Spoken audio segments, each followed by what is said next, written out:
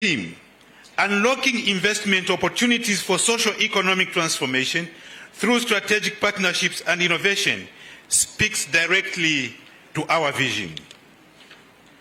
It calls on us to work together, government, the private sector, traditional leaders and communities in order to harness the province's potential for inclusive growth. It reminds us that development today demands innovation, new ideas, technologies, and approaches that empower people to move from dependence to productivity. Transformation, Your Excellency, will only come when every farmer, every entrepreneur, and every youth recognizes their role as a driver of change and takes ownership of our province's progress. Mr. President, during the official opening of the 5th session of the 13th National Assembly on September 12, 2025, you made a bold directive that each province must work hard to contribute meaningfully to the national gross product, GDP. Southern Province, Mr. President, as Zambia's traditional cultural hub, has embraced this directive, and we take it as marching orders to us. Mr. President, we are investing in irrigation schemes, mechanization, and agro-processing industries that will not only boost productivity, but also create jobs for our people. We are determined to translate these policies into tangible action, building a province that produces and adds value to its products. Your Excellency, Their Royal Highnesses, distinguished guests, our people who are resilient, skilled, and visionary can lead the province's transformative process. We must therefore rise to the occasion, strengthen our partnership, and embrace innovation as the key unlocking opportunities. In conclusion, Your Excellency, today marks not only the opening of the Southern Province Investment Trade Exposition, but also the beginning of a new chapter in our collective journey towards prosperity. Let this Expo be remembered as the moment we turned our potential into action, our partnerships into productivity, and our ideas into impact, establishing serious partnerships, networking, and making business deals. May this Expo inspire partnerships, stimulate innovation, and propel Southern Province towards greater socio-economic transformation. Mr. President, welcome to Southern Province, the home of opportunity, partnerships, and progress. Mr. President, I thank you.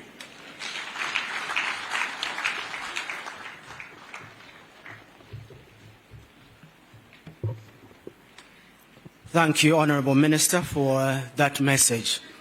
Mr. President and guest of honor, at this point, allow me to introduce a panel discussion which is going to point the opportunities that are there, especially in the agriculture sector. Southern Province is known to be a breadbasket for Zambia, but how then can this province that produces so much for the Republic of Zambia, how can the agriculture sector thrive amidst the discussion of climate change? Let's put our hands together for Mr. Lorian Hangala, who is going to lead this panel discussion. It shouldn't last for a long time, as various experts from various institutions give us their expert analysis on the topic, climate smart agriculture and livestock value chain. You may want to know who is Mr. Lorian Hangala. Well, he is a long-serving member of the Zambia Chamber of Commerce and Industry, ZACI, where he served as vice president. He is a mediator, economist, consultant, renowned as a public speaker and moderator. He has served on many private and public boards as a mentor. He is passionate about youth empowerment, corporate governance, and advancing Zambia's sustainable development. And he is now going to introduce the members of the panel. Thank you very much, Mr. Manjishi, for your kind introduction. Mr. President, allow me and oblige me by writing all the protocols previously observed. Thank you, sir. As has been very well expounded by the provincial minister, livestock remains the mainstay of the local economy of this province. It is very well known that many a life has been changed positively in this part of the country and indeed the rest of the country by the fact that the economy is founded on a very good livestock sector. With this in mind, then, the province has decided to allow for this very important value chain to be looked at very critically.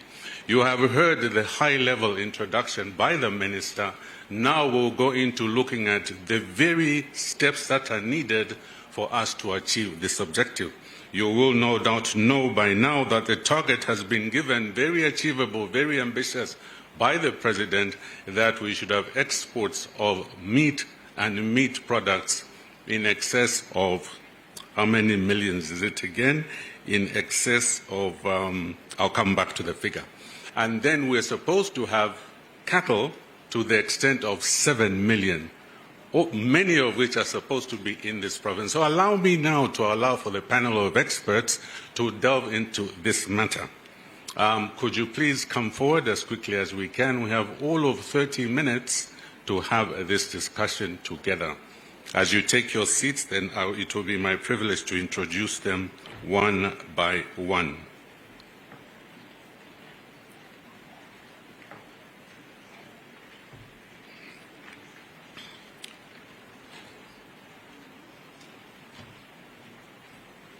Thank you very much. My panel of experts are both practitioners of livestock production and also their policymakers.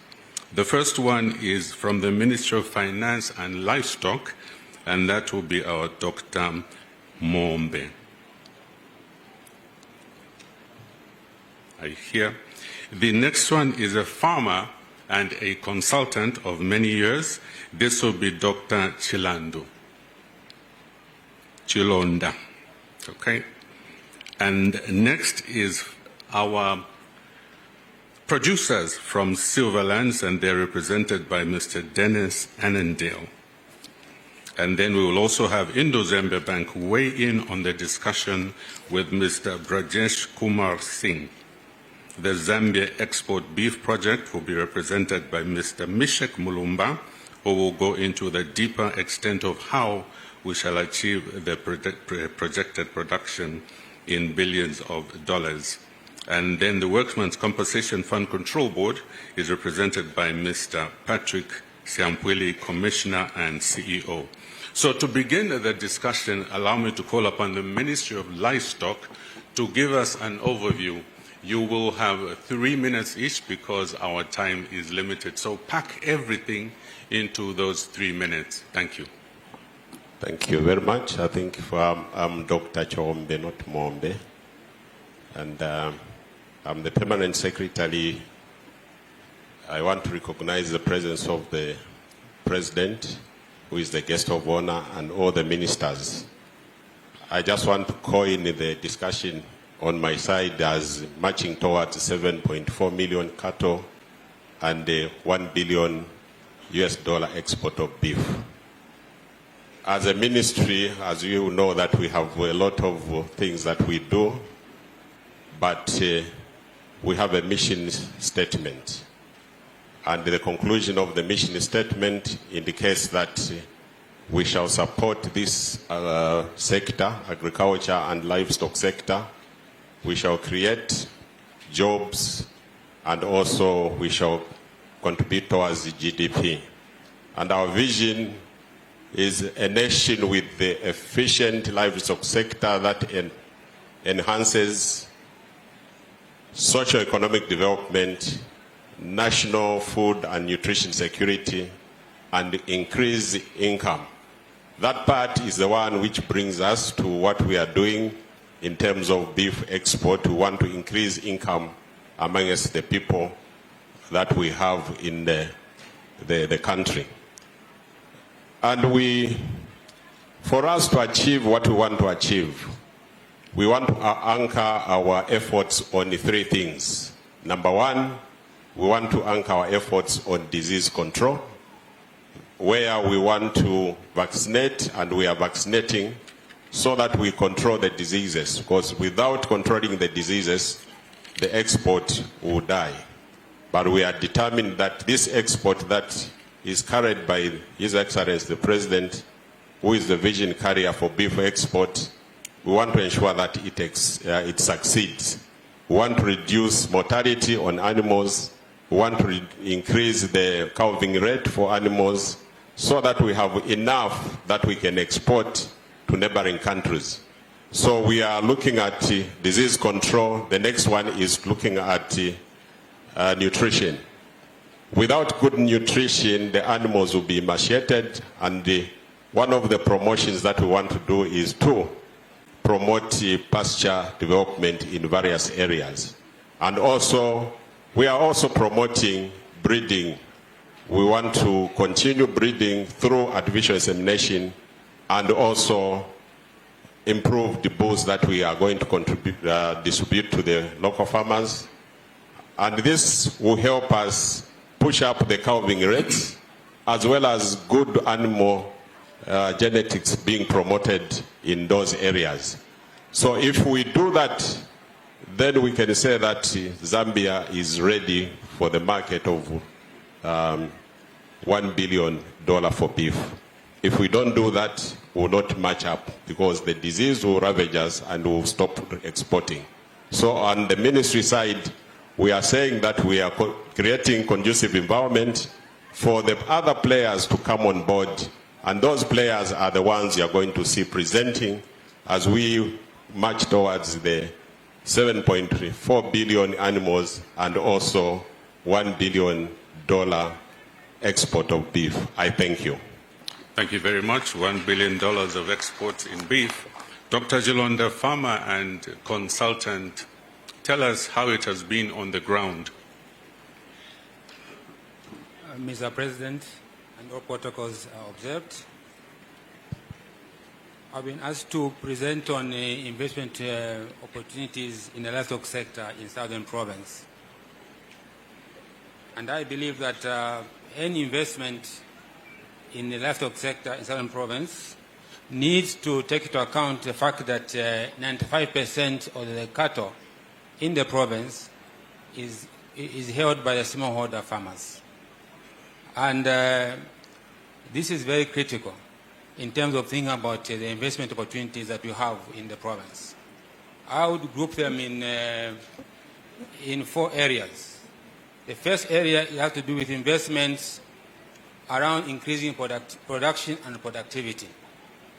I think these investments are aimed at sustainability of the livestock sector. In this case, I'm thinking of investments around pasture development, because without pastures, the cattle industry cannot thrive. And also, we're thinking of investments around feedlots, animal disc-free compartments to take advantage of the current policy environment which is promoting beef exports. Now, these facilities, like feedlots and animal disc-free compartments, actually can allow for value addition of the cattle that is coming out of the smallholder sector. Another area where we can see for investment is that of meat processing and value addition. We think of things like abattoirs, not only for domestic but also for exports. And abattoirs in this case should also include export abattoirs for sheep and goats. And another area where investment can be put in place is related to market-related infrastructure and logistics. This is quite key in terms of growing the sector and also enabling the smallholder farmers to participate in the livestock value chain through the compartments and also for export. Now, in terms of how we can integrate smallholder farmers in the livestock value chain in the province, especially around feedlots and animal disc-free compartments, these could actually be facilities that are held that can be run by, for example, chiefdoms or private investors, because as we know that there's no farmer that can fatten or participate in animal disease-free compartment alone without involvement of smallholder farmers. I think that is where I end. Thank you very much. Thank you very much. You've heard it from a consultant and a farmer. The good news to the chiefdoms is that this development will be zoned according to where you are. We will now transition to the financing aspect of it. Indo-Zambia Bank has been in the forefront of supporting you developing Zambia. How specifically have you done that in the next 3 minutes? And do let us know what kind of packages are available to investors in here and out there. Thank you. Thank you. Thank you, Mr. President. All protocols observed. See, rural empowerment is central to Indo-Zambia's bank strategy, and development at chiefdom level can be attained by focusing on major 3 areas, which is crop, dairy, and beef value chains. Under crop, we are facilitating our farmers by ensuring supply of agricultural inputs, farm irrigation, and farm mechanizations implements. Under irrigation, we ensure availability of sink boreholes, solar water pumps, drip and sprinkler irrigation system. Under mechanization, we ensure farmers with tractors and farm implements. This year, we have given over 180 tractors to farmers of our country, across the country. And over 6,000 farmers have been benefited from various agricultural programs going on across the country and in our bank, where we are focusing upon. Under dairy, we are empowering our smallholder farmers by providing credit access to purchase at least 2 cattle to start with, so that the number of cattle will keep on growing year on year. And working capital requirement also we are giving to our farmers for at least 3 months requirement for working capital in terms of feed, in terms of growing pasture, because we have observed that in the dry season, the milk production level goes down abruptly. In some of the cooperatives where we have interacted, the total peak supply used to be 5,000 liters, and in the dry season it goes to 300 liters. So this much gap we want to bridge through our various programs under agriculture, livestock, and for that we have started our 2 programs, which is called Dairy Development Scheme and Dairy Production Scheme.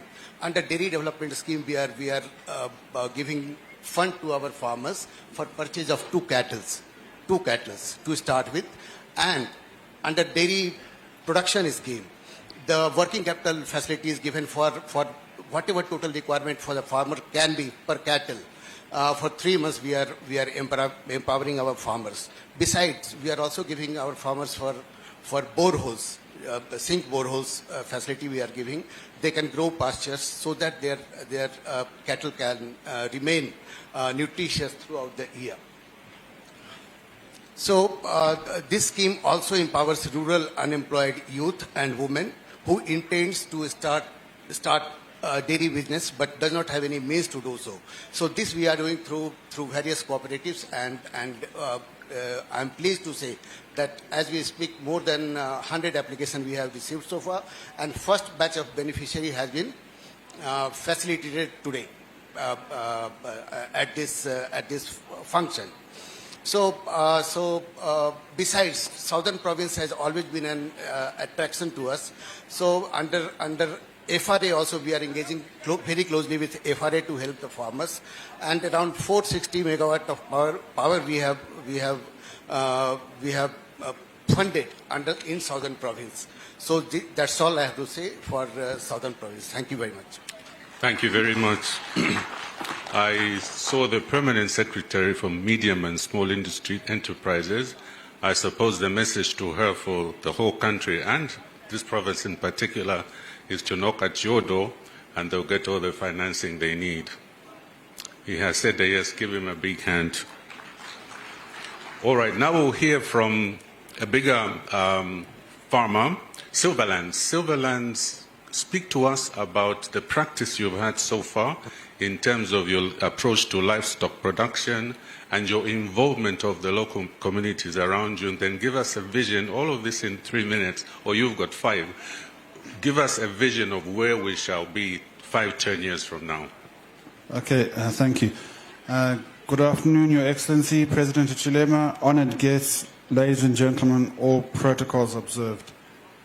My name is Dennis Annandale. I am the General Manager at Silverlands Ranching, where we produce seed maize, seed potatoes, pecans, and of course cattle. We also have a feedlot and are planning to put up an abattoir. Silverlands works with the community small-scale farmers with focusing on improving cattle husbandry practices. We have 28 dip stations in the community surrounding the ranch, and we dip approximately 50,000 head of cattle a month. A key challenge for the small-scale producers in the area is limited access to high-value markets, which reduces the price they receive for their animals. Our vision is to address this by improving animal husbandry practices in the area and providing producers with a reliable market outlet through feedlotting for both domestic and export markets. By feedlotting, we can produce a more uniform, high-quality product that meets the standards and demands of premium markets.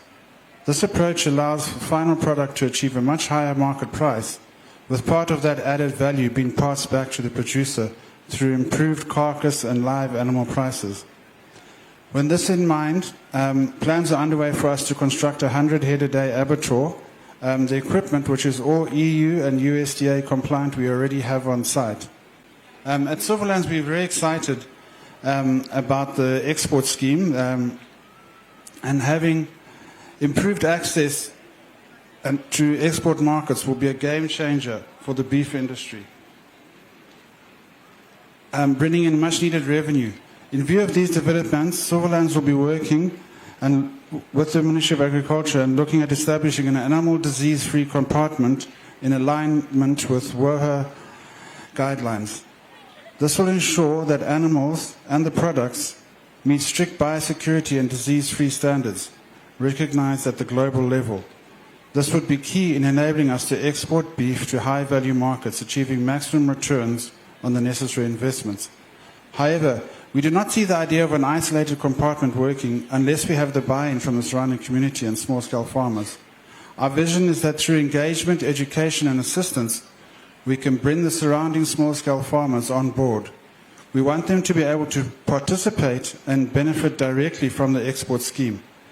A very well-planned and widespread education program will need to be implemented so that the farmers understand the benefits of exporting beef as well as the requirements and the reasons why animal health and biosecurity are important. If the farmers can see tangible benefits and real results, then I think this will go a long way to achieving our objectives. This will be a huge task, but we are confident that with the help of the Ministry of Agriculture and the Veterinary Department, this can be achieved.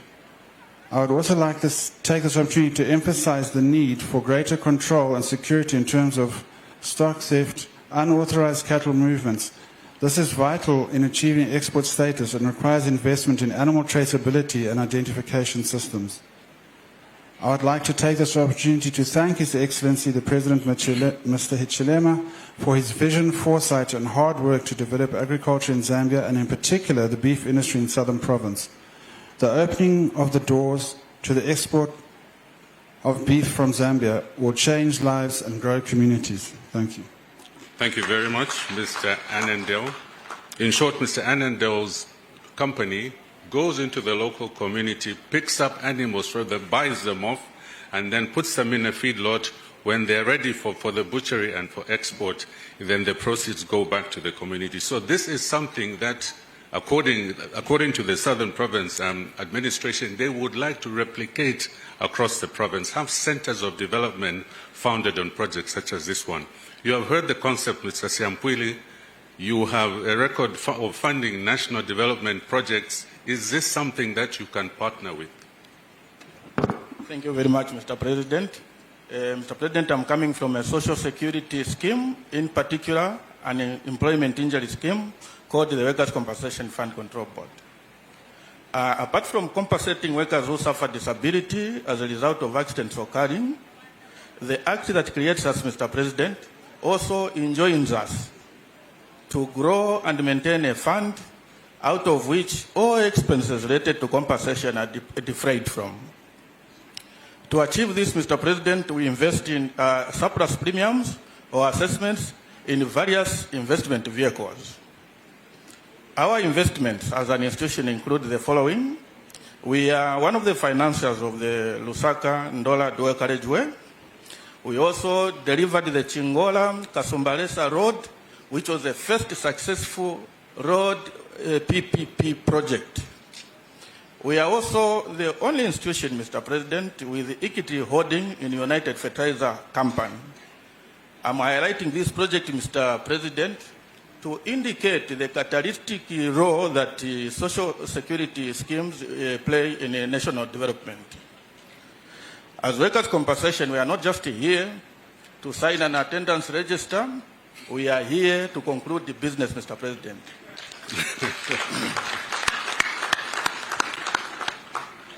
We are excited with the investment opportunity that the livestock value chain project provides, and we are here to confirm our participation as one of the financiers to the project. Thank you very much.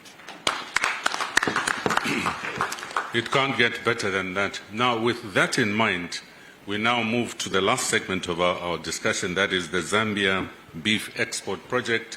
The policy framework has been defined very clearly by the ministry. It will work. A consultant has given us how that can be done. A bank is willing to bankroll the whole project. A company has said they will start the project in one place and then zone it regionally throughout the province and finally country. And now we have a partner that can do it. What do we have in store as a result of that? $1 billion by 2030. Tell us how that shall be done. Thank you very much.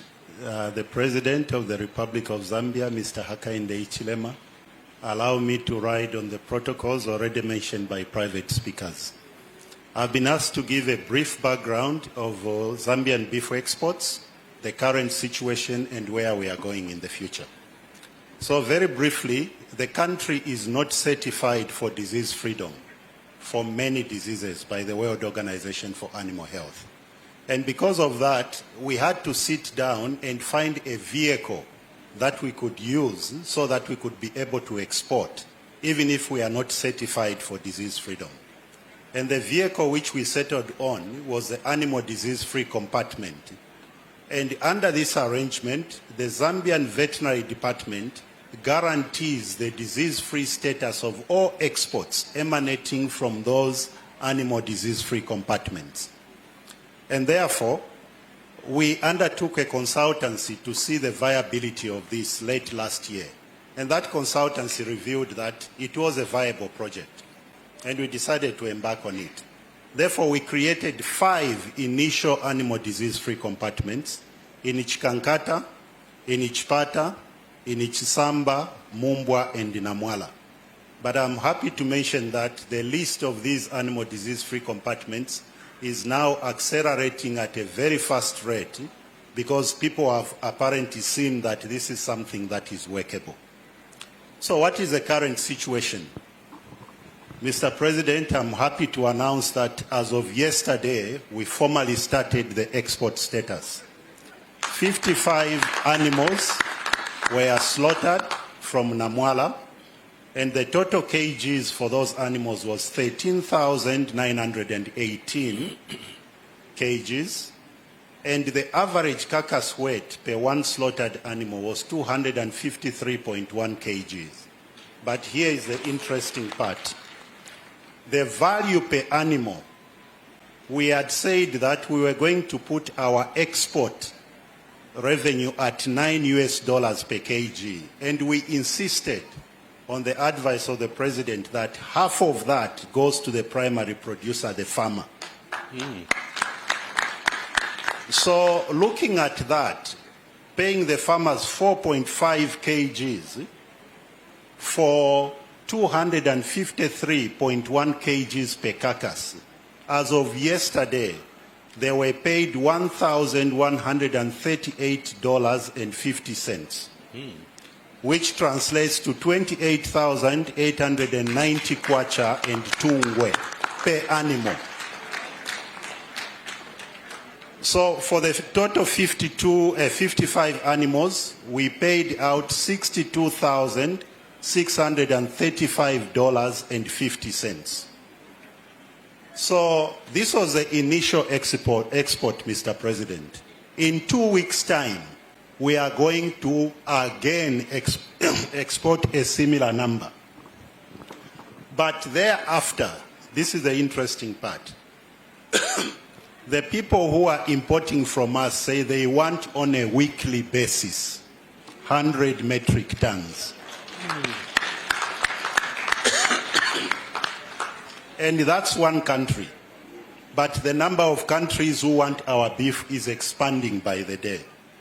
The bottom line is that from these figures, our primary producers, the farmers, will now be getting a fair price for their hard work, along with other beef value chain players.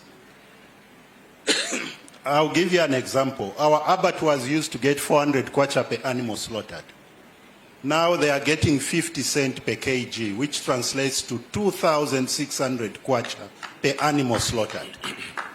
So it's all the beef value chain players who are going to be benefiting. The transporters, the abattoirs, the people who will be packing the meat, the cold chain facilities, and the aggregator himself. Now, going forward, all indications, Mr. President, are that it will be a challenge for us to satisfy the required demand. And therefore, it will be important that we are magnanimous from the beginning and only agree to what we can be able to supply. Because the worst that can happen is you overpromise and then you run out of beef and you say, sorry, we are still growing the animals. You will never get those importers again. So we should be magnanimous and say this is what we can supply for the time being. But at the same time, we need to tackle two important metrics to increase our animal numbers. The first one is to reduce the cattle mortality. Currently, it stands at 12.5%. Now, to just translate that for you, we have a cattle population of 5.115 million in the country. It means that each year we are losing 639,375 cattle from death. So if we can reduce that cattle mortality from 12.5% to 5%, then we'll be saving 383,625 animals per year. And for us to reach $1 billion per year, we only need to slaughter 440,000 animals.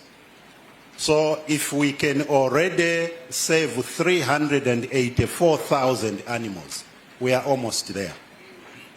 So it is important to mention also, Mr. President, that the animal disease-free compartments are a bilateral arrangement between Zambia as the exporter and the importing countries. The World Organization for Animal Health does not come in at this stage, but not for long. They give you a maximum of 3 to 4 years, and then they will come and audit you according to Chapter 3.2 of the Terrestrial Animal Health Code.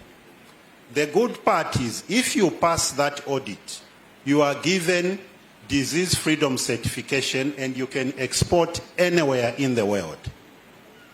The bad part is if you lose or you fail that audit, even your exports from the animal disease-free compartments will be stopped. So we will be preparing the department and all the other public institutions to pass that WOA audit in 3 years' time, because failure is not an option.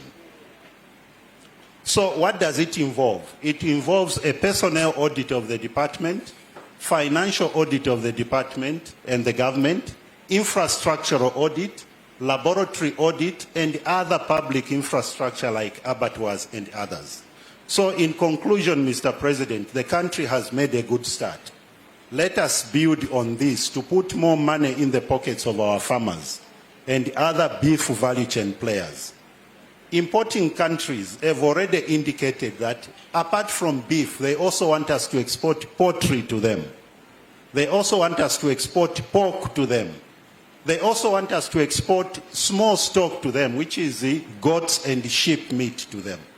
So the onus is on the farmers. Everything we have.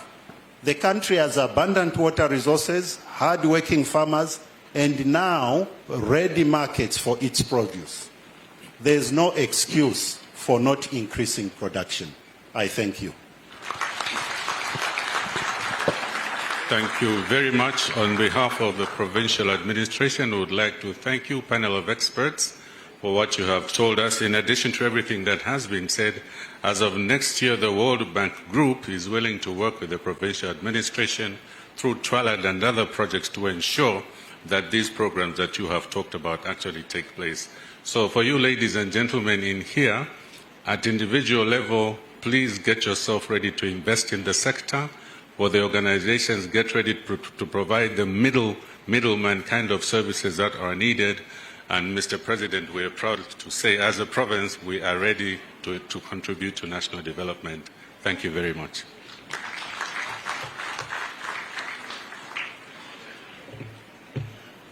I think we can do better than that with the news that we've gotten from the panel. It's very good news, worth applauding indeed. Thank you so much, panel of experts, together with Mr. Lorien Hangala, our moderator. We will break off for a piece of entertainment to be provided by the Zambia National Dance Troupe, after which we will be requesting the Honorable Minister of Commerce, Trade and Industry, who will in turn call on the President for the keynote address as well as the official opening of the Southern Province Expo 2025. A big round of applause for the Zambia National Team of Culture. I love these ones.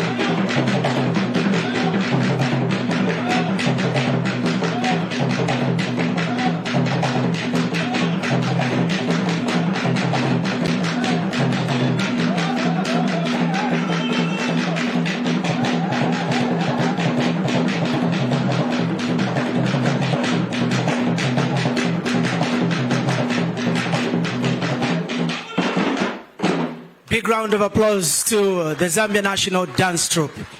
I call them the Zambia National Team for Culture. We have the Zambia National Football Team, the Copper Queens, but this is the premier when it comes to the culture of Zambia, and they do it better. Nobody does it better than they do. At this moment, allow me to raise the Minister of Commerce, Trade and Industry, Honorable Chipoka Mlenga, who in turn will call on the President of the Republic of Zambia, Mr. Hakainde Hichilema.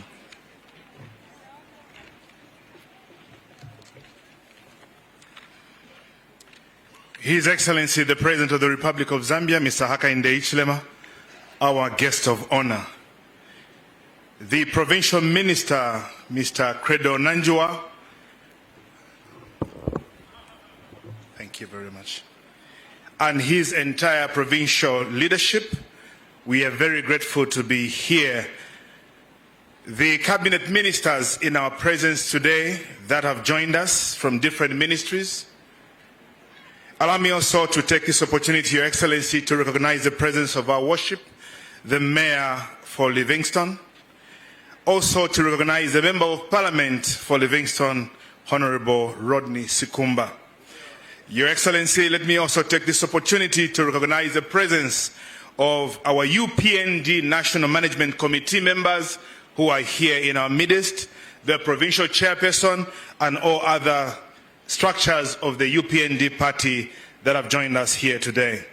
Your Excellency, let me also take this opportunity to recognize the presence of all other executives that we have from different companies, both local and international, that have come to exhibit and also to seek opportunities of investment here in Southern Province. Dear colleagues, ladies and gentlemen, my task is very simple. But before I do this, let me also take this opportunity to recognize their Royal Highnesses who are here in this midst that have come from different chiefdoms to come and be a part of what we are witnessing here today. I thank you, our Royal Highnesses. Thank you for joining us. Your Excellency, guest of honor, I feel very privileged this afternoon as I stand to speak on this amazing event, the Livingston Expo, that we are witnessing here today. Not very long ago, Mr. President, barely 3 weeks ago, you led a team of ministers, government officials, and the entire country, as well as the international community in Muchinga province, where we had another expo. Your Excellency, you are opening the country to investment. You're opening the country to business. Barely 3 weeks ago, here we are, here in Livingston, where we are also attending another expo here in Livingston for Southern Province with the theme Unlocking Investment Opportunities for Social Economic Transformation through Strategic Partnerships and Innovation.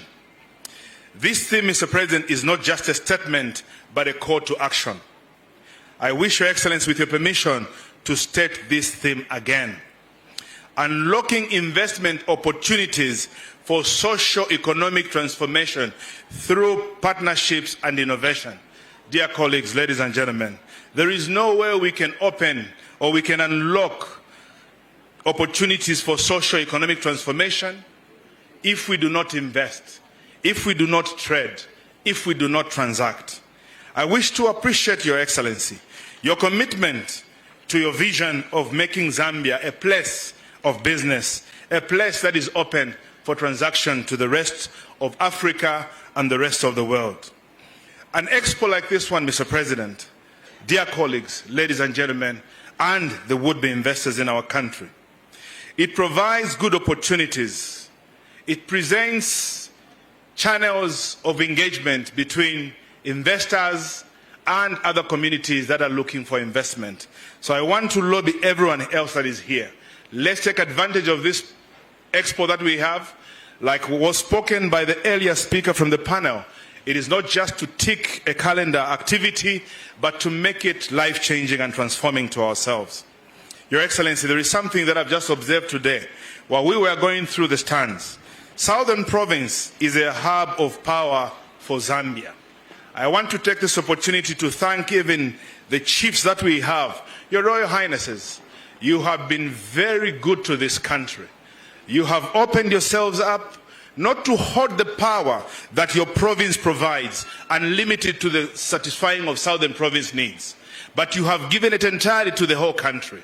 I want to thank you and say this is the way it should be. Opportunities that lie in our country, opportunities that lie in our communities, they are not only for one individual, they are not only for a certain community, but you have demonstrated how to share the little you have to the rest of the country. If you are selfish, the power we have currently is enough for Southern Province. But you have decided for the entire 10 provinces of the country to share the little. Yes, people may complain, and I also feel the pain of the load shedding, of the power cuts, the power insufficiency that we have.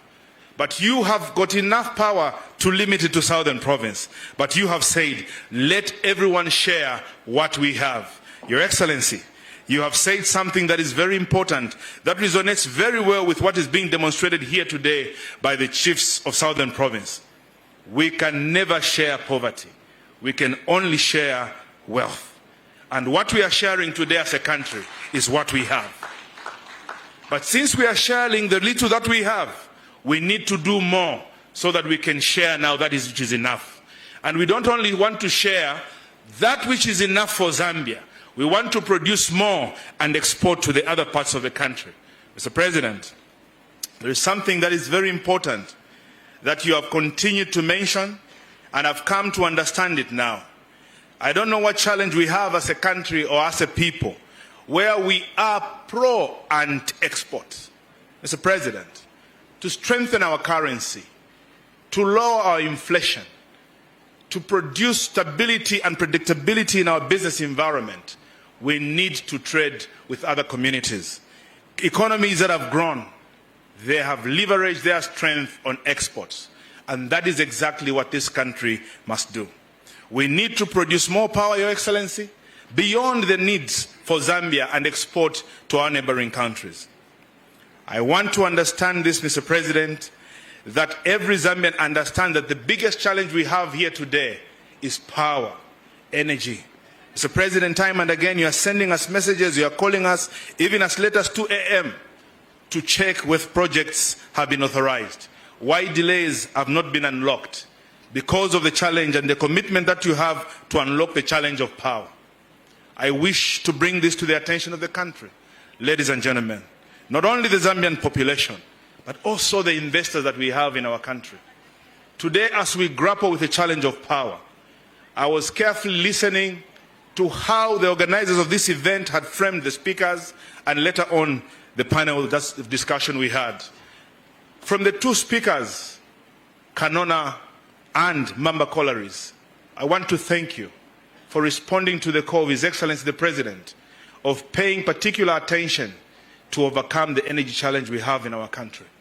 But Mr. President, there is something I wish to, not to drift from the speech or to drift from today's purpose of meeting, but it is important that I talk about this. Investment, dear ladies and gentlemen, colleagues, is important to have in our country.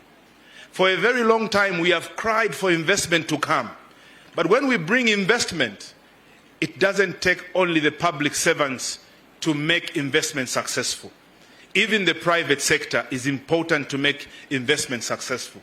Your Excellency, I want to speak this as one that sits in your cabinet, that you have even given a responsibility to attract investment into this country. I have observed over time something that I want to lobby with a passionate plea, that we change how we do things and do it differently to grow the fortunes of investment in our country. Times, more than once or twice, we have become enemies of our own.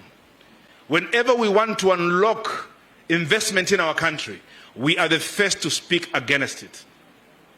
Your Excellency, before I even talk about energy, I want to take us back. In the year 2021, November, I have never forgotten, you talked about diversifying our economy from dependence, entire dependence on mining, but into agriculture. But the responsibility you gave me with my friend from ZDA was to make sure that we start producing fertilizer inland. Your Excellency, before December of 2021 ended, we had an opportunity to engage with the private sector that was bringing in the investment. Before the end of 2022, Zambia was able to produce the first bag of fertilizer in our country. But unfortunately, we are the ones who fought against that. We took it to Parliament saying this Zambian fertilizer is of poor quality. You went further, Your Excellency, to defy the odds and said, we are now producing fertilizer. We need to buy from our industry.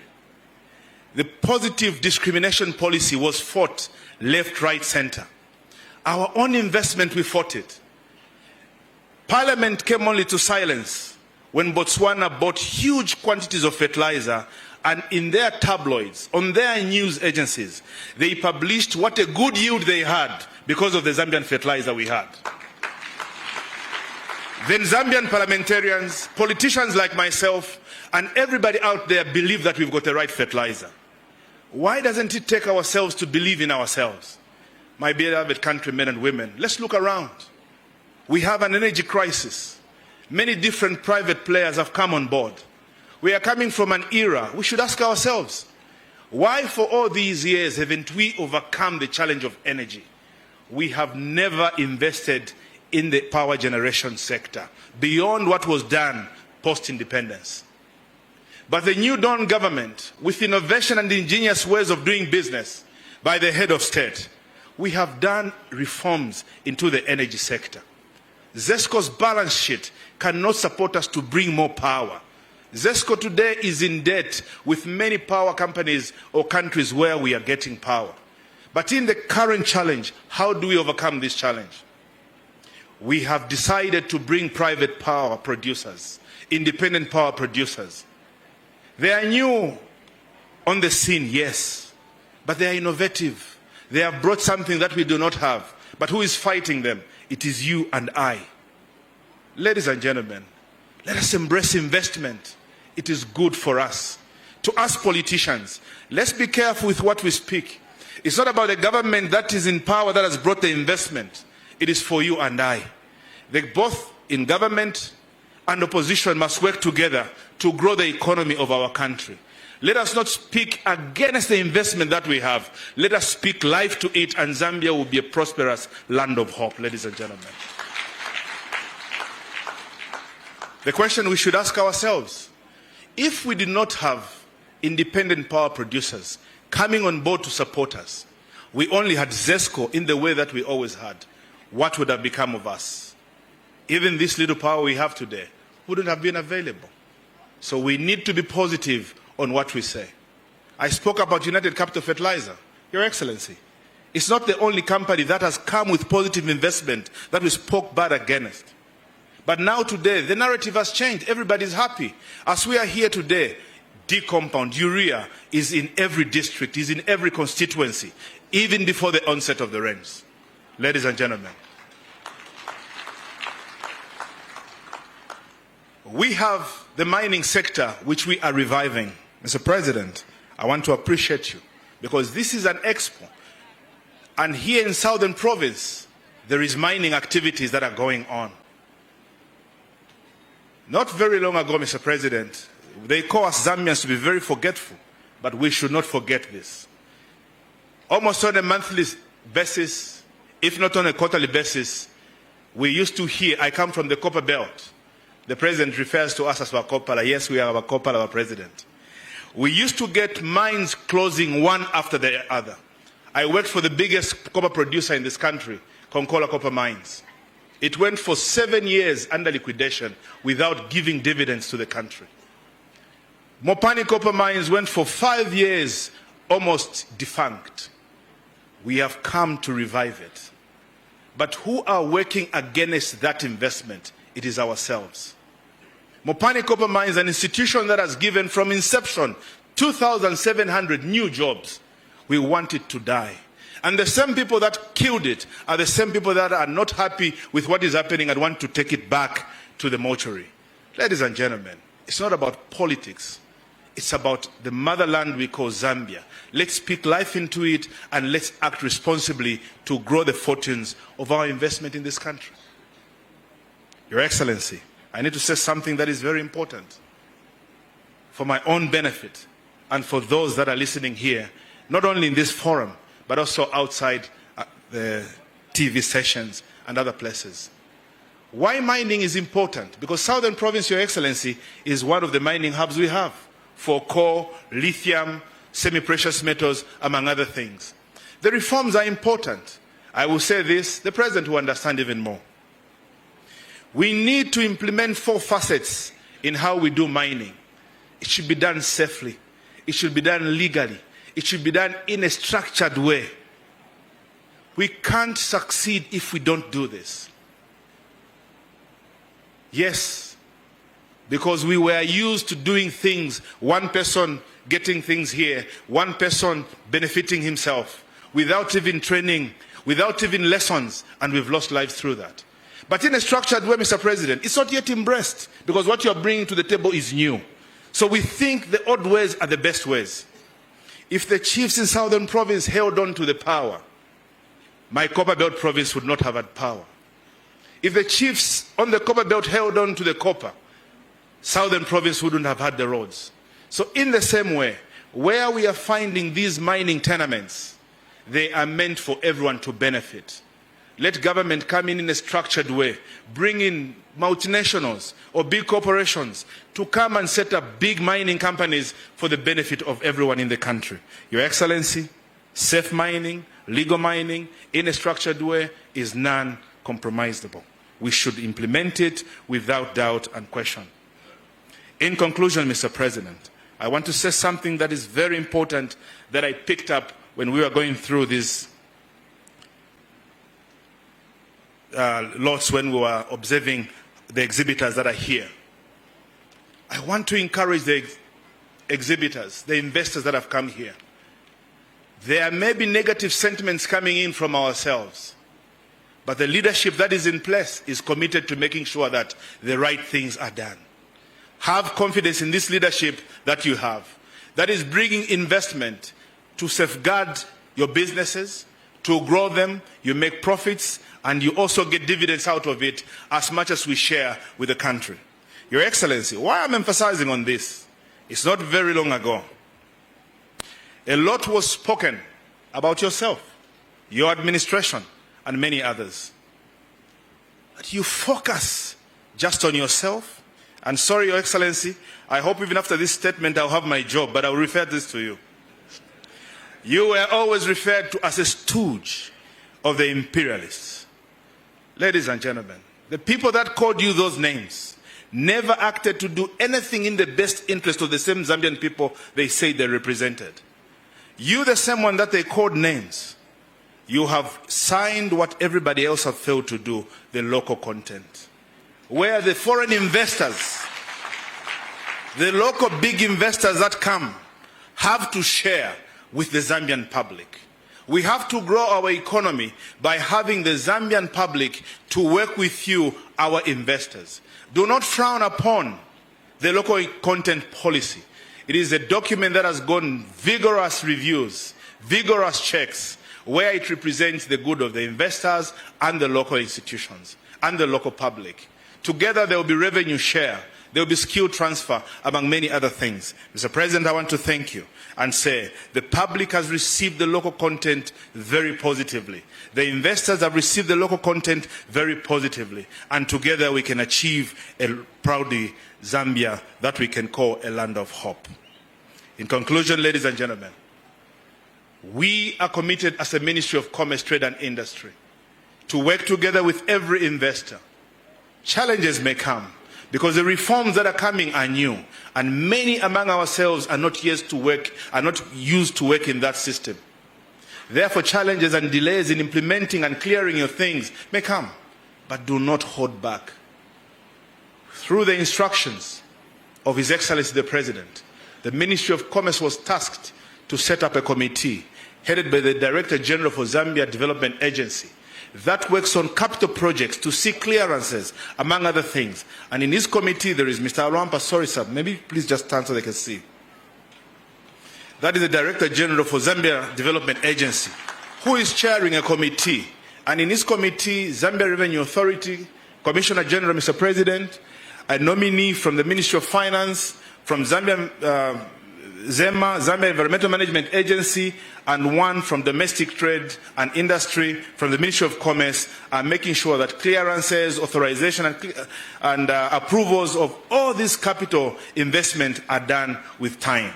So I want to call upon you, our local and foreign investors. Any delays in such, ZDA is there to make sure that the clearances are done in time. In an event you don't get hold of ZDA, the Ministry of Commerce, Trade and Industry is open to work with you to make sure that we clear all these delays that are coming on board. Your Excellency, Mr. President, I am very happy and proud that we are here today in Southern Province to open more opportunities in investment. It's not only the Victoria Falls that we will watch now. It's not only the Big Five at Mukuni that we are going to watch. But we are also going to invest heavily in many different sectors, finance and others that we are going to have here today. In conclusion, ladies and gentlemen, allow me to call upon all of you to stand as we welcome His Excellency, the President of the Republic of Zambia, to address us. Mr. President, sir.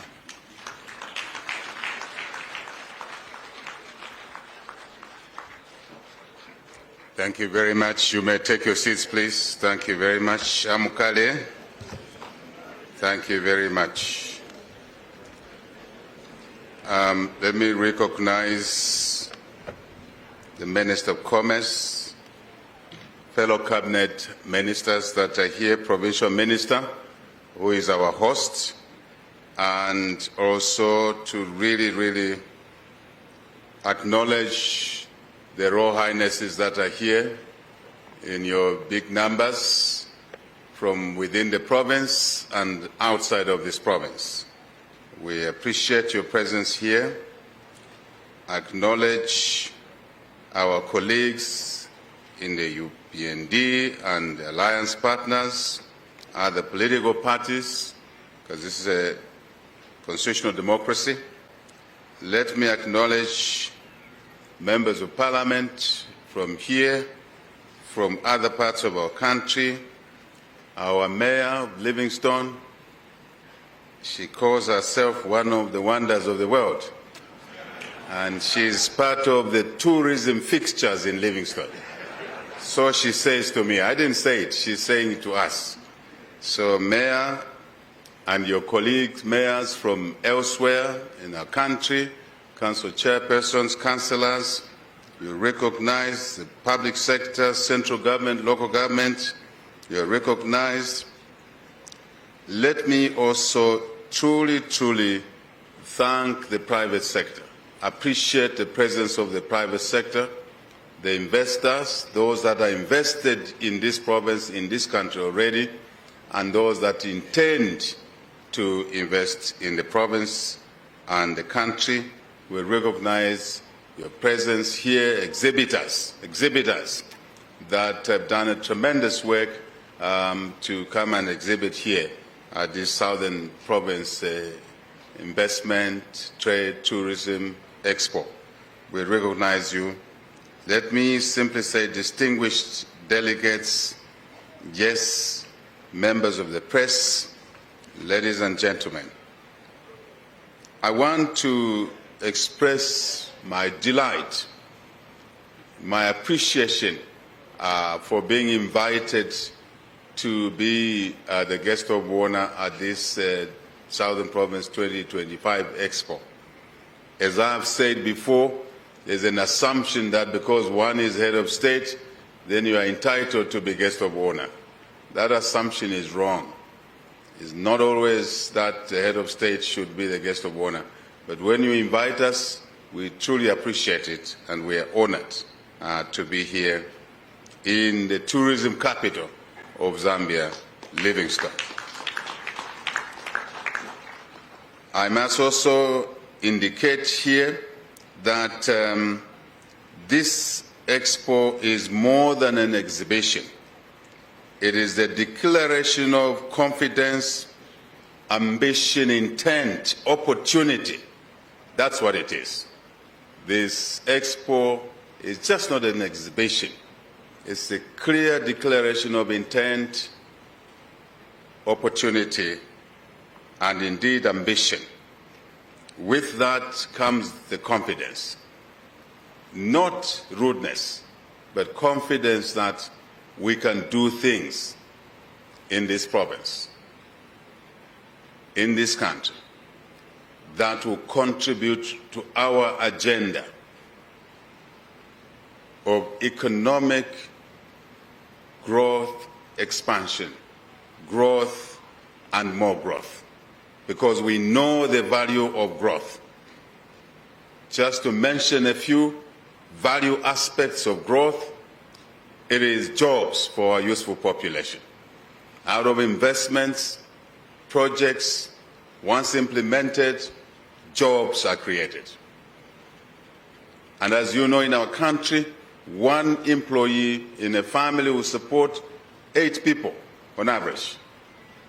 So you can imagine, if you are Mamba Energy, Mamba Collieries, Mamba Energy, you employ 2,000 people plus, multiply that by 8. Those are the families you are looking after. That's a way to fight poverty. That's the way I know it. I don't know any other. We know that jobs, yes, will be followed by more business opportunities. Business opportunities. Supply of goods and services. And consequentially, more jobs. Number 3, treasury income. Treasury revenue to support the needs of the children in school. Free education. Since we introduced this policy of free education, 2.3 million children have come back to school. Just imagine for a while what could these children have become if this government did not introduce free education. What do you think these kids would have been in 5, 10 years from now? Very, very unfortunate just to imagine that. But that's what we were as a country. And we took that for granted, we accepted it. This government says no.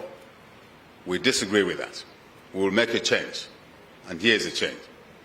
But you can't just produce hot air and say what you want. You have to walk the talk. Investments, trade. This is why this Expo is here. That's why we are here. To walk the talk of investment, trade, and the consequential positive effects of that, some of which we have outlined. We need treasury income to take care of the sick, the old, those that live with disabilities in our country. All of them gifted to us by God. And it's our duty to look after them, to take care of the retired. As you know, before we took public office in 2021, August, retirees, retirement benefits were outstanding for 20 years back. And retirees used to spend nights in the rain outside the Ministry of Finance in Lusaka. If you drive by that ministry, you will not see anyone picketing there because they've all been paid since we came into office. That's why investments are important. That's why trade is important. But to achieve that, one ingredient you need is good leadership, which many a time we take for granted. That's a distinguishing factor, is good leadership, capable leadership, intentional leadership. And we believe that's what this party brings to the table, this government brings to the table. Over and over, we have understood the importance of creating an environment that will support investment, that will support growth, and the benefits associated with that. That's why we focused on creating the environment, the ground, the operating environment that will support investment in all the 10 provinces of Zambia, southern included. Debt restructuring, very important. Without debt restructuring, which we achieved first in the queue, though we were not first in the queue, but first to achieve that. Without restoring the rule of law and order in markets here, you couldn't move anywhere with investments. Without bringing down inflation, the cost, the general increase in the general price levels, without pushing the exchange rate to a level where it's affordable to import capital goods, investments were difficult. And today, I listen to people make comments about how the kwacha is performing. When we took office, the kwacha was 24 kwacha to $1.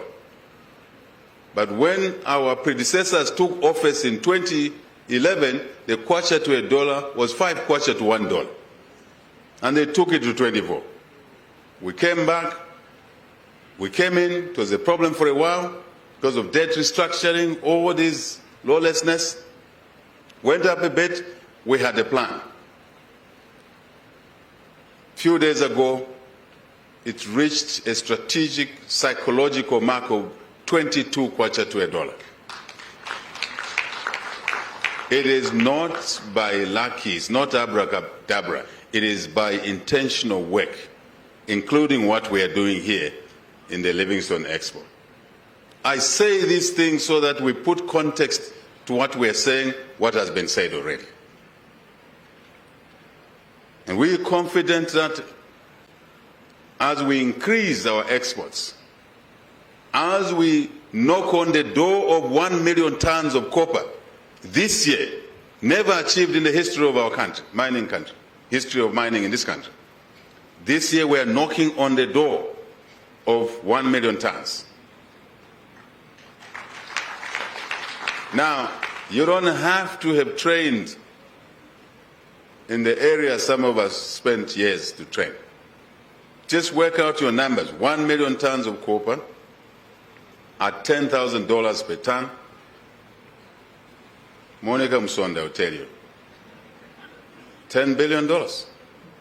$10 billion per year of income from copper alone is more than the size of the economies in a number of SADC countries. Just one commodity. Amukambire we. Muribahi munyo, no? Yeah. Today we are talking about beef exports, a project we envisioned from opposition. And we started off by pronouncing beef zones. And my colleagues in cabinet, I was reminding Chipoka and Mubanga here, and Mutola said, you remember those debates we used to have in cabinet? To get a professional, Dr. Mulumba, to lead this project. As usual in government, the bureaucrats, when I'm unhappy, I call it the bureaucrats. Bureaucrats. Peculation, going round and round, took us so long. Today, we see, you heard from the panel there, and by the way, I want us to put our hands for that panel. It did extremely well. I hope you all paid attention to what the panel was saying there. And from this panel, $1 billion of beef exports is in sight. I believe the first shipment, as Dr. Mulumba said, will be landing in the hands of the customer in Lubumbashi. First in this structured way, not haphazard. I know what Dr. Mulumba said, worked out the numbers. This president insisted that if we want to grow the cattle numbers to 7 million plus 10 million, 12, 15 million, which is all possible, 20 million, we need to reward the hard-working farmers, the ranchers, the cattlemen. We need to give the money to them so they can invest in the sector, because only they know how to do it. And make sure that the traders along the way in the value chain are not the ones that are making more money. For years, that's what was happening in this country. We did the same with maize. We decided to give the maize farmers a better price and see the response. We now have the largest crop of maize immediately after the drought, 4 million tons of maize, because we gave a slightly better price to the maize producers. The principle is the same. It is the same. My colleagues, attendees of this expo, and those that are viewing the deliberations here, there's a way the economy gets grown. There's a way investments are grown. Minister Chipoka Mlenga said a few things, and we were whispering to each other, and I encouraged him at Kabir Ulande Parewe, Chipoka, Ulande. Kabir. And now Ulanda winner. Can we clap for this minister?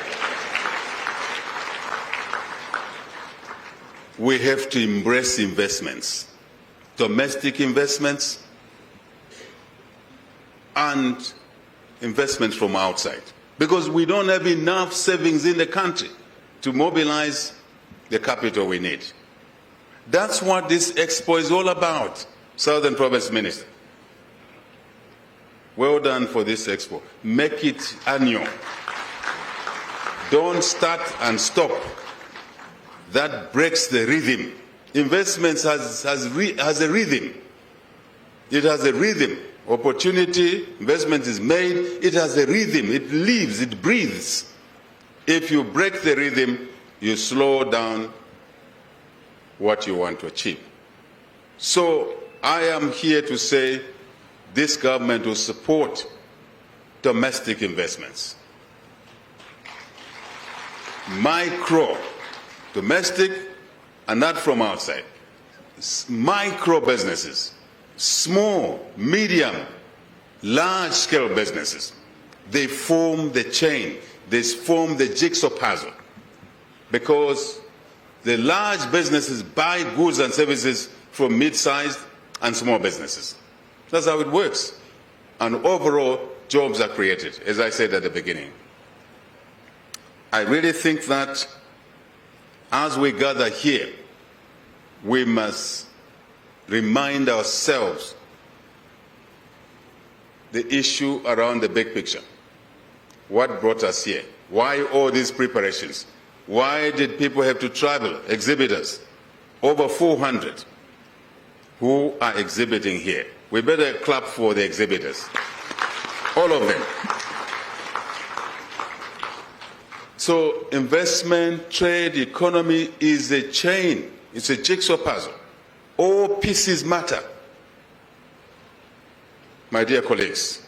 So your government is here to say, and I preach to my cabinet, the importance of supporting investments. If I jump back to the beef, the target of $1 billion, this is one sector which is driven by ordinary citizens of Zambia. There's no multinational. Ordinary citizens of Zambia. One with 5 cattle, 15, 20, 100, including the larger ones. And I was whispering to Minister Chipoka again, I say, you need to understand the culture of cattlemen. They don't parrot competition, they parrot complementarity. He who has bulls sells bulls to small farmers to improve the genetics. He who knows how to vaccinate shares that knowledge with the next door farmer. He who knows how to mix the feed or grow fodder will share information at no fee. The interest is that if a small-scale farmer produces quality steers, you have an opportunity to buy from them as you push your feedlots. Silverland there are just my near neighbors. I was listening to my colleague from Silverland. They are on the eastern side of the road in Kalomo. I'm on the western side. And we always check out, how many bulls do you have? What breed do you have? How good are they? Can we exchange? This is how this country should operate, to look at interdependence and need for someone else more than yourself.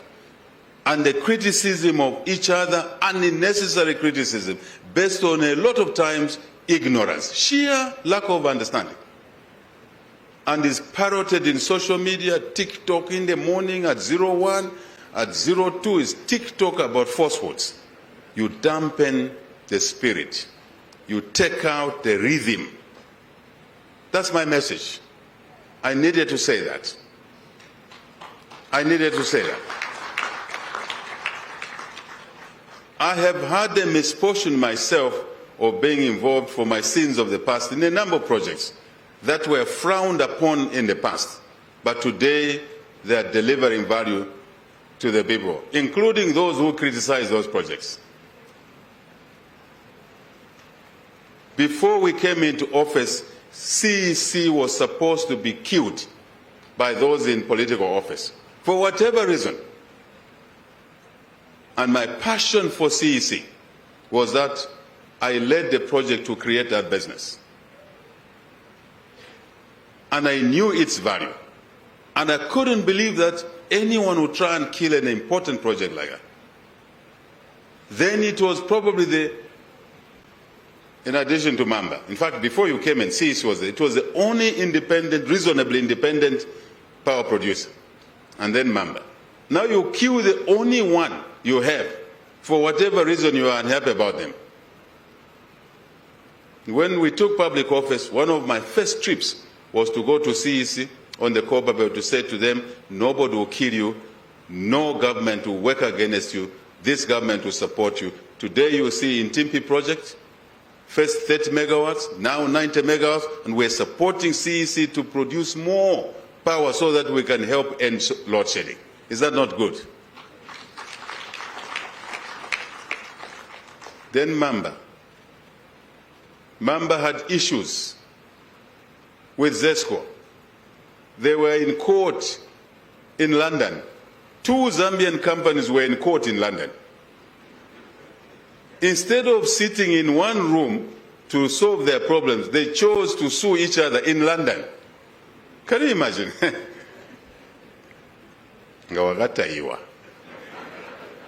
So for me, it was common sense. I went to Mamba and said, guys,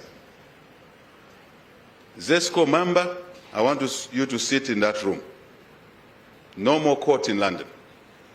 Sort out your problems. You need a president, he's here. What's the issue? They outlined the issue. I said, you don't need to go to court in London. Jump on a plane, spend air ticket money, hotels, come and do business in the boardroom, not in the courts. That's how we resolved the Mamba-ZESCO conflict and cleared the way for the additional 300 megawatts projects that we're celebrating today. That's what this government of yours is here to do, to facilitate resolution of challenges for existing investors. Minister Chipoka said it. We found KCM in liquidation. We took it out of liquidation. No production. Now there's an increase in production. Mopani, riddled with litigation. Took them out of litigation. Today Mopani is racing towards 200,000 metric tons on their road to 300,000 metric tons of copper. First Quantum and the government were in court in London. And I said to Philip Pascoe, who I have known for 35 years in private business, I said, Philip, I don't like things like this. You withdraw the case in London, I'm the president now, we withdraw the case against you. And we came to State House, talked. 6 months later, First Quantum was about to exit from Zambia. They decided to stay. They didn't just decide to stay, they decided to expand Kansanshi mine and invested $1.25 billion. And that mine is now contributing to almost, together with the other mines, 500,000 metric tons. We are moving towards 1 million tons. You need to listen to these stories and understand the story behind. Lumwana, it's the same story. From exiting to investing $2 billion in the super pit. A lot of people used to laugh at Mumbwa. They used to ridicule Mumbwa. I saw some chiefs from Mumbwa there. Is there any chief from Mumbwa there? Mumbwa district? There's none. When we were at the university, if you came from Mumbwa, the whole campus used to ridicule and call you Mumbwa Mumbwa. Mumbwa Mumbwa. Like you are so low there. Under our government, Mumbwa in 4 years is investing close to $1 billion. Just Mumbwa district. Kitumba mine, close to $700 million. And it is producing 50,000 metric tons to 100,000 metric tons from an environment of ridicule, Mumbwa Mumbwa, to a leading investment district in the country. Plus the power station, 50 megawatts, plus a Mathion farm, another $100, $200 million, $1 billion in 4 years. That's what we want to see here in Livingstone in Southern Province.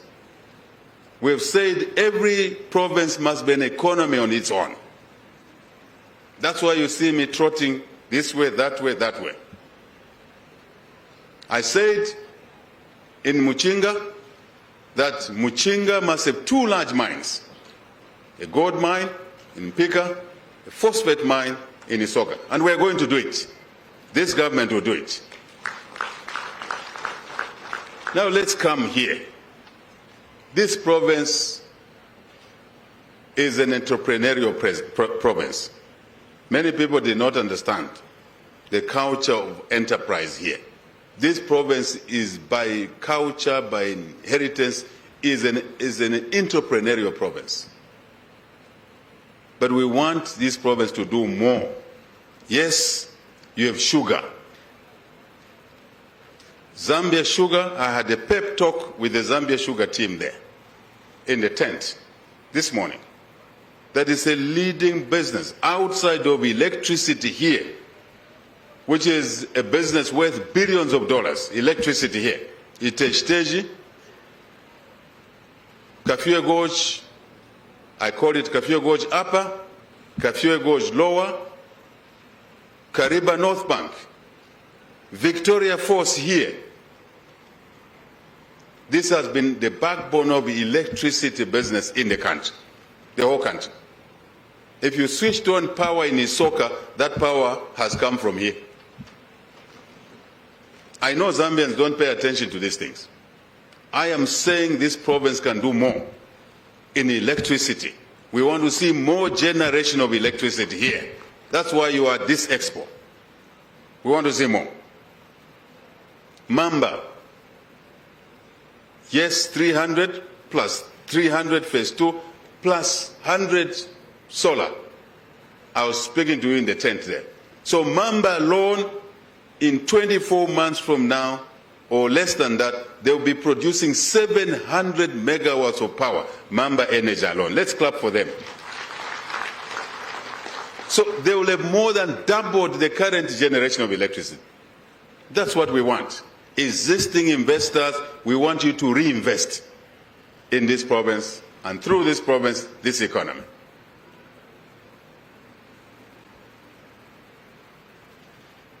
Chief Mukuni, Mwami Mukuni, Uri Mwami, Gatahe Mwami Atumubone Mwami. Let's clap for that chief. He has availed land for a coal power station here, not far from where we are. He has availed land for solar, more solar. He is inherently a businessman, that chief. By quickly seeing the opportunity and say, come. 26 years ago, when people were throwing stones at him and I, we put that project together, the Royal Livingstone, 26 years ago. And there was a lot of noise. A lot of noise in the province, in the country. Without creating trouble, the president then even refused to come and put a foundation stone there. And I told the team, Mwami and I said, Mwami, leave this with me. I told the team, Katuyaga, nata yandi jitamwini. Katuyaga. And today you go to Royal Livingston there, it was just a Deleric Rainbow Lodge and a Deleric Intercontinental. That's what that chief was able to say. HH Katutonka. Bata and the project, today their children are employed there. Children working there are from the whole Zambia. There's no segregation there. From the whole Zambia. Again, the chief says, here's the land for a coal power station, here's the land for solar. Same chief is saying, I don't want to get into the chiefdom boundaries now. Mutanduani never man me if I make a mistake. The same chief says, Batoka Gorge. Is Batoka Gorge in your chiefdom, Mwami? Is it in your chiefdom? Very good.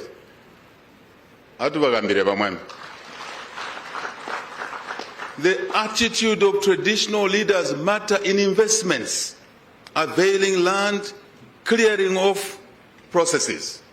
That's my message here. Batoka Gorge, I believe it will be close to 1,500 megawatts. The geology allowing that, not the geology, but what do you call the water? Hydrology. Get my brain fixed properly. Hydrology. 1,500 megawatts. But climate change is causing problems to us. That's why we need solar, we need coal. I asked the traditional leaders seated there, make land available for investment.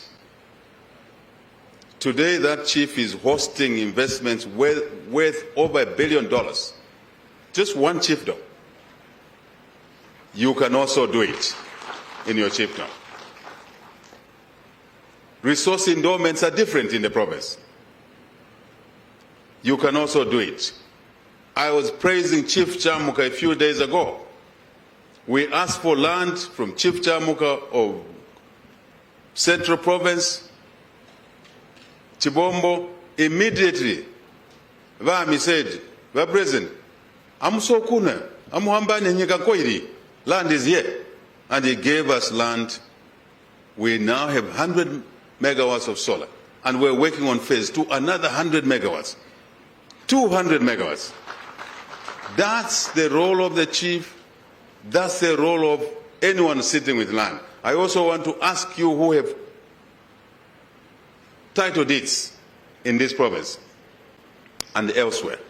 If you have a substation next to you or on your farm, make just 100 hectares available for 100 megawatts of power station, because it's easier to build it near a substation. I hope the chiefs are reflecting. If the traditional land is there, make it available. If it's on a commercial land, like us, who have a passion for ownership of nature, trees, grass, it's a passion. We must make land available for investments, as this Expo will be requiring land. Make that extra land. You won't be poor. In fact, you'll be better. Councils, be aligned to the vision of this government for development. Councils, sitting, delaying decisions. No, we will discuss in the next council meeting. When? At 3 months from now. You are delaying the project by 3 months. Now you ask them why they're not discussing. You sit a project down for 3 months. When you see someone who's saying Jindi Jamana, why here project? No. This is not a joke. This is very serious. I tell my cabinet guys, we didn't come into State House, into cabinet to play. We're not here to play. We're not here to dance to music. We are here to work for the people of Zambia. And we must deliver projects on time. For all investors that are looking for investment in energy, in this room or outside, I want you to submit your checklist of things that are standing in the way of your investment before you leave the Expo. And I want that list.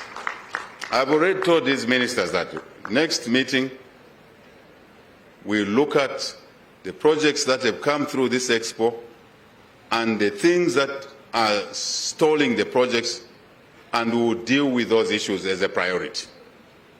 In fact, for energy, we have put an instruction. The President has said that all projects will be given what we call presumptive approval.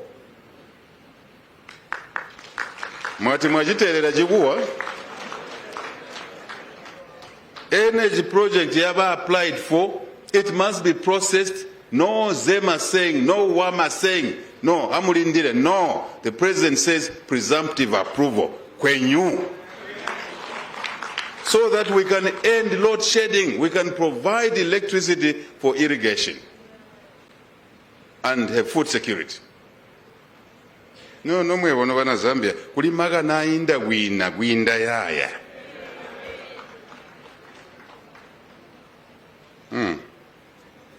Tetu ya usara mwega obola omuwanu wa kunkuwata mbebo nyanda kuba president talima jeje gwanda kuba kusebeza wahugaula atambe bamundibika abo president Hichilema. It's work after work and more work after work. That's the culture we want to see in this country. Learn from the Chinese. Learn from the Chinese. Learn from the Japanese. Learn from the Germans. Learn from the Indians. Since Prime Minister Narendra Modi took over India, India is flying. The Indian economy now is bigger than the economy of the former colonial master UK. I know you don't follow these things. In a short space of time, the medicine there is investment, is trade, is speed. That's a medicine. Provincial minister, provincial PS, all your team, don't sit on projects. Jihumota go. Wajaguli jihumari mimbo. Jihumota go. If you have to work late in the office, so be it. So be it.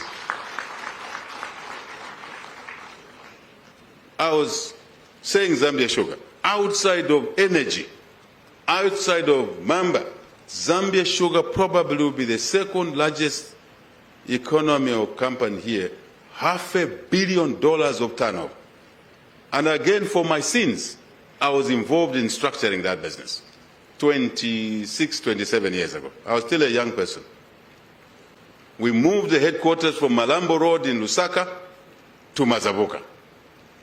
We pushed the outgrowers. Today you go to Mazabuka, you fly over Mazabuka, you see Mazabuka is an industry, you see Seikos around. This province produces more, feeds the whole country with sugar. Yes, I know Kasama Sugar, Mansa Sugar, but this is the company. Over close to $500 million, $500 billion. And this business must be part of what goes on in this province. When there's an expo like this company should be one of the leading sponsors of the expo. Because all their money has been made here.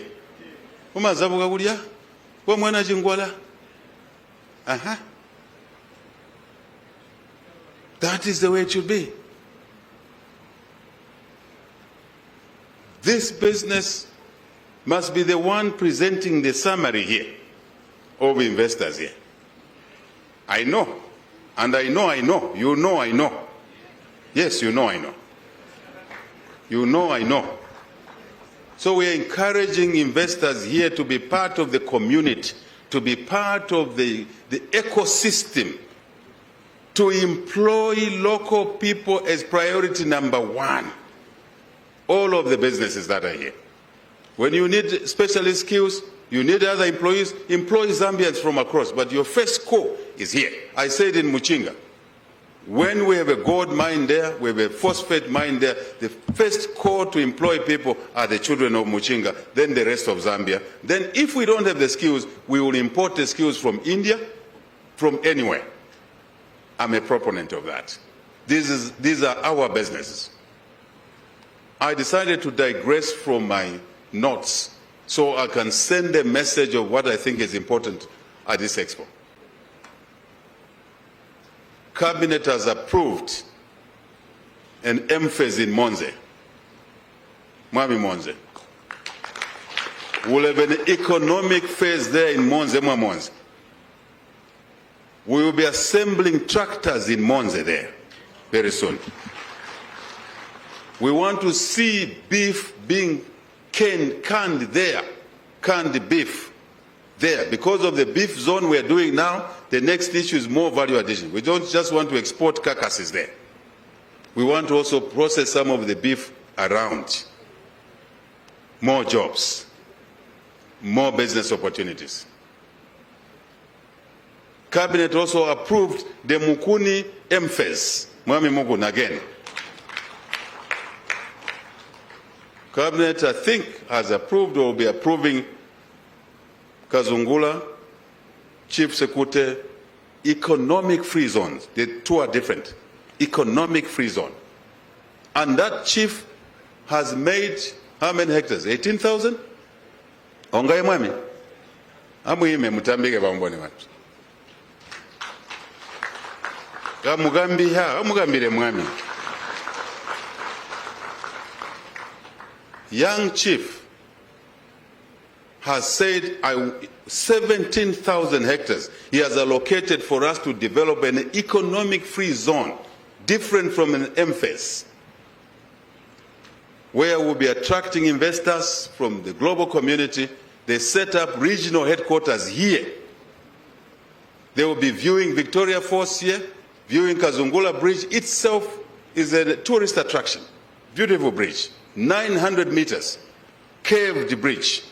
It wasn't designed to be caved because one country refused to participate in the project. So Zambia and Zimbabwe had to accommodate. That's the cave you see. If you go to that bridge from the Zambian side, look at it, you see pillars in the water, and that part you see is Zimbabwe. That's the only place in the world where there are 4 countries that share a boundary. Zimbabwe, Zambia, Botswana, tell me the last one, let's see if you understand your geography. Namibia. So the bridge had to cave 900 meters. It would have been shorter. It became a blessing in disguise. And so we want to attract investments there because this is Southern Province Investment Expo, isn't it? I'm explaining the opportunities that are there. So now it's part of the tourist attraction. So beyond Victoria Falls, you have tourist attractions here. Lokinva, Kafue Flats. Many of you have no idea what a flat looks like. Kafue Flats, or indeed a flat there. Come and see the spectacle there. Iteshteji, Siavonga, Kwembe, Chipepo. Fantastic opportunities. I talked about core, but there is here. We expect our target here. We want to have another big mine, lithium. Very valuable. Mapatizia. All the way from Mapatizia up to Siavonga is lithium. Tantalum, tin, amethyst. I know these things by the back of my hand. I know them. These are the opportunities that are here. Water, Kariba, Lake Kariba, cage fishing. Nanjo, I hope you are marketing all these opportunities. Since I'm the chief marketing officer, I'm doing it for you. So investors here, you have great opportunity. Cage fishing. I think in the SADC region, we are the leaders in cage fishing. Can we expand that business and take it into Lake Bangweru, take it into Lake Mweru, take it into other places? Geothermal. The only geothermal opportunity we know now for electricity sits in Chief Hamsonde there and Chief Jongo. Bali kulibo bila. Amuhime mbambone bantu. Amuhime mbambone bantu. Geothermal, one of the energy sources. And we will be expanding that project so that it can produce more electricity. I don't think many of you knew about that.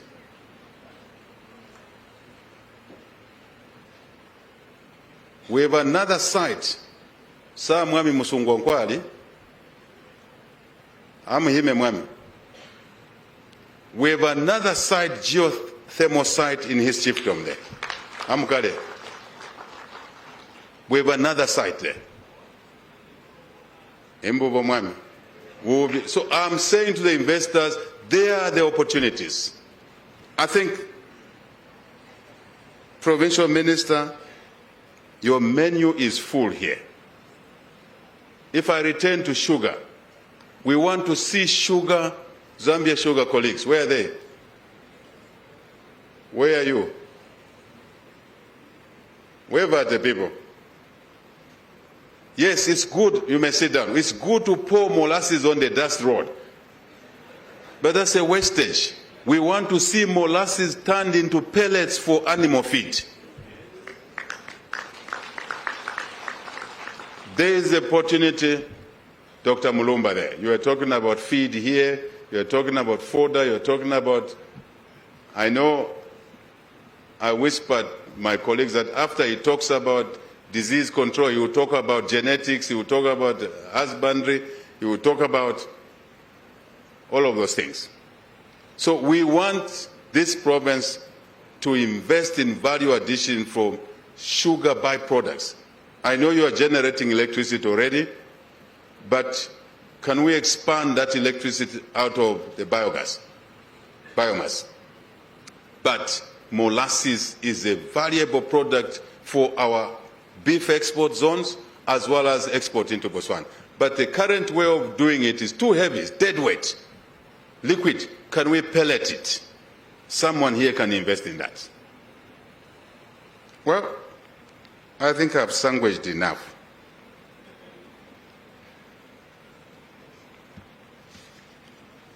My message is that every province can produce something and grow its economy and contribute to the economy of this country. Every province.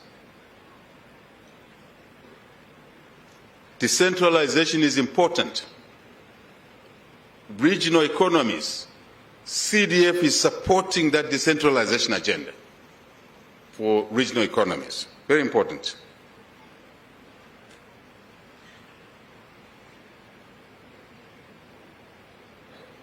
Irrigation agriculture, Minister, can we encourage investors to invest in water harvest here? So if you own a field of 20 hectares, you only put one crop a year. When we water harvest, you can put 2 crops on the same 20 hectares. So you can produce 2 crops and you make more money, you produce more food. But we need to invest in water harvest. As a citizen myself, believing in what I'm seeing, Bamwami Spatunyana, Bamwami Nyawa, I know that's your boundary area in Mayowa. As a citizen, I'll be investing there on my property to put up a water harvester dam that can irrigate up to 50,000 hectares of land. As an individual, to lead from the front, not behind. And all the villagers across the boundary of our farm will be irrigating free of charge. That's my contribution to the villagers. I invite the children of this province invest here. You can't just be inviting foreigners to invest. You invest here. Tumubone bulombo nawe. Even women, invest here. Then you can attract others to invest here. I say the same in Muchinga. The children of Muchinga must invest in Muchinga first, then we can attract others. That's how it works. Well, just to inform you that Choma Airport of international standards, the work is beginning to have an airport in Choma, which will be of international standards. That will bring more work, more jobs, more businesses, but also we dream of a day where the canned beef, say from Monze, MFES, can be flown out of the country to an export market from Choma Airport. We've done the upgrades in Kasama. It was the first one, Kasama Airport. We're working on Mansa, working on Mongu, working on Chipata, working on Sorwezi. So every province, your government will be sticking an airport of international standards, open 24 hours a day. So that Mamba Energy, you want to quickly import items that you need at a power station. It's light, it needs to move quickly. You drop it from Choma, then Batoka, Mamba Road, which we are working on. Then quickly, you fix the breakdown and the generation will continue. That's the way the vision works. That's the way it works. So really, colleagues, I can say more things. I don't want to saturate you. I just want to excite you about what this country, this province is able to do. You are a southern province now, you are number 3 in the economic GDP contribution. Number 3 to Lusaka, number 1, Copper Belt, number 2, southern you are number 3. But you should work to become number 2, even number 1. You are capable. That's why you need to embrace investors. Don't fight them. Just work with them. And also investors, work with the local people. Work with the chiefs there. Everybody will be happy. If I were you, I would be aspiring to be number 2. If you are not careful, Northwestern will now overrun you. Yes. Kambita. Make noise, Kambita. Yeah. Mugambire mugarunda oyo. Mugambire. Mode ngai. Mwakola. Esagire kwa mwana. Yanga mwana. So you must compete positively. You can do it.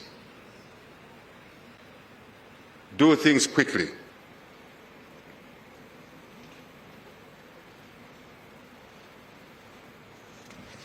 I think I have made my case.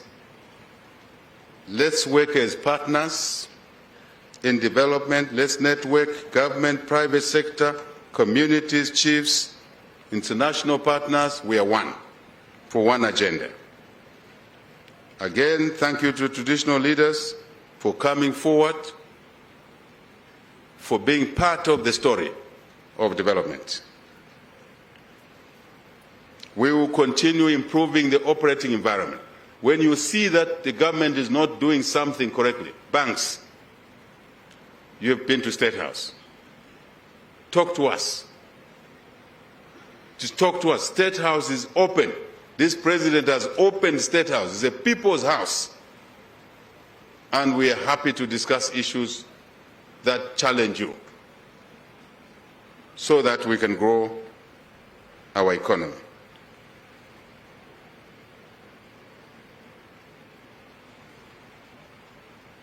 We want to encourage the private sector. No matter what ridicule you face, don't give up, don't walk away.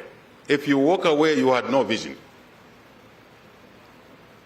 Any issues you have, raise them, they'll be dealt with.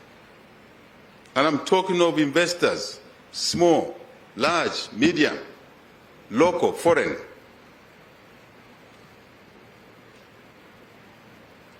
I want to ask for one or two things.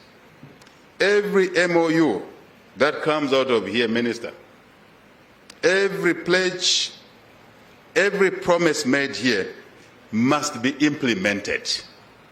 Otherwise, this Expo is a talking shop. So create a checklist of all the MOUs you are going to sign, all the potential transactions, follow them through, create a matrix and support them until the investments are made. And when the investments are made, hold their hands so that they succeed. It's in your interest. It's in your interest. It's in our interest. Let this Expo be the beginning of real investments and job creation more than what we've done already. Mayor, be the proud mayor where things are happening. Mayor Choma, be the proud mayor of where things are happening. Members of Parliament, councillors, support what is happening here today. Take a piece of what is happening here into your own constituents and run on with it. You have to take things personal. That's how things work. If you think someone will do something for you, Icona. Doesn't work like that. Let this province become a model of decentralized development in agriculture, tourism, more tourism, as I said, clean energy, large-scale lithium mining, uranium. This province sits on uranium. I know it's a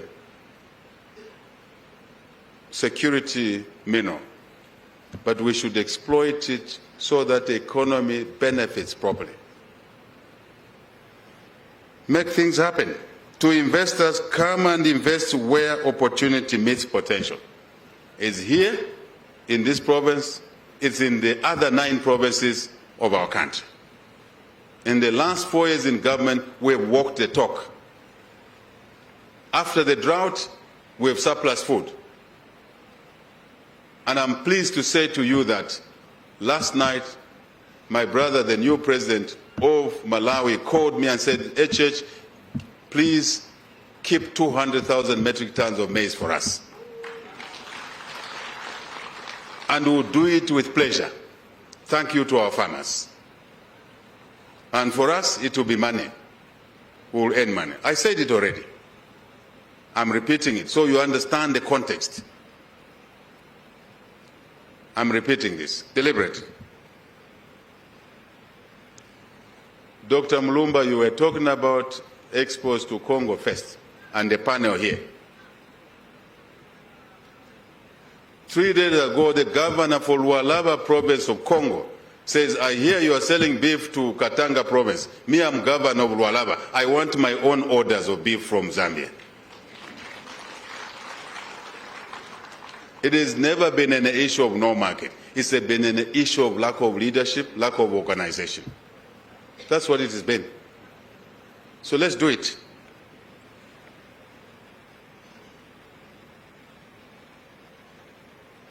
Let's make Zambia be what it should have been 20, 30 years ago. This is a rich country. It's not a poor country. It's a rich country. We have allowed ourselves to fiddle with issues as we make noise in social media, in the streets, in the media. Let's get on the ground. Chairman of the province, you have your own role. Whip your party in line to support investment, to support trade. It will benefit them. After all, their children are going to school free of charge. That's a benefit. That money is from business. We even took out exam fees. We didn't want a kid to go to school free of charge. Examinations come, the parent has no exam fee, the child doesn't write exam fees. The president says the government will pay for exam fees for all our students as well. The money comes from business, from investment. As Minister Chipoka said, my competitors used to accuse me of being a stooge of imperialists. I said, no, I'm a stooge of the people of Zambia. I know you are not clapping because you don't know what a stooge means. They made me look like just a buffoon who is only working for imperialists. No. Anyone who knows me knows how and what I stand for. I'm a stooge of the people of Zambia. I will work for the people of Zambia. I will cooperate with anyone in the world, but first, the interest of the people of Zambia is where my agenda lies. Simple.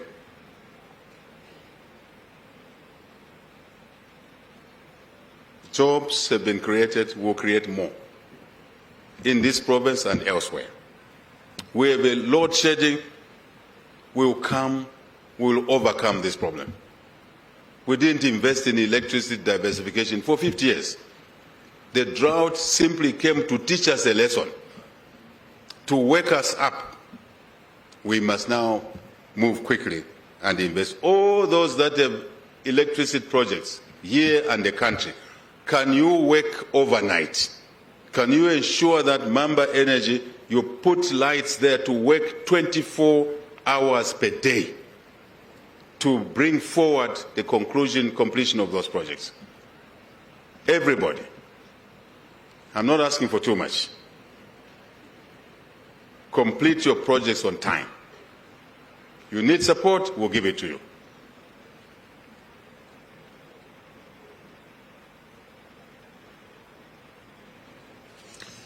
I want to use this opportunity to say, with all that I've preached, and my colleagues have preached, I take this singular honor to declare the Southern Province Investment Trade Exposition 2025 officially open.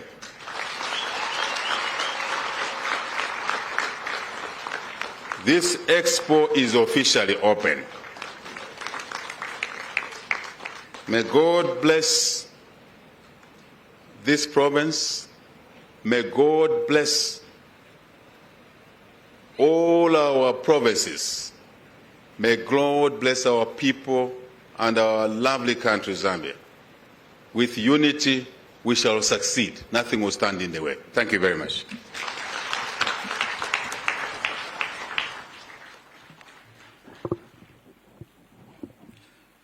Thank you so much, Mr. President, for that keynote address, as well as officially